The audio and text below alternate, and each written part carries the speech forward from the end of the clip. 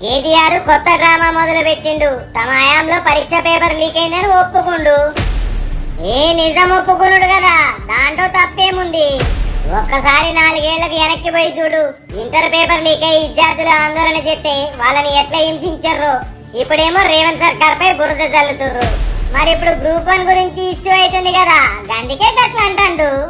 అసలు ఇష్యూనే లేనిది క్రియేట్ చేసిండు. అధికారంలో ఉన్నప్పుడు నోటిఫికేషన్ ఇవ్వకుండా నిరుద్యోగులను నిండా ముంచిండు. ఇప్పుడేమో రేవంత్ సర్కార్ ఉద్యోగాలు ఇస్తుంటే అడ్డుకొని వాళ్ళని ముంచుతున్నాడు. పైగా రేవంత్ ప్రజల్లోకి వస్తలేడు అంటుండు. ఏ రేవంత్ అన్న పబ్లిక్ తోనే ఎక్కువసేపు ఉంటాడు. మా పార్టీ వాళ్ళకి చెప్తేనేమో అర్థమైతలేదు. కొన్ని నిజాలు ఒప్పుకుంటేనే జనాలు కూడా నమ్ముతారు. ఇక మీ కేసీఆర్ జనాలను ఎన్నడన కలిసిండా? కలవకపాయే. అసలైన నియంత అంటే ఆయనే.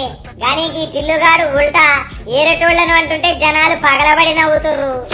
ఇక మేమైతే ఎట్టాకు నవ్వలేం, కనీసం జనాలైనా నవ్వుతుర్రు. మంచిదే కదా, నవ్వని గట్టైన బుద్ధి వస్తదేమో.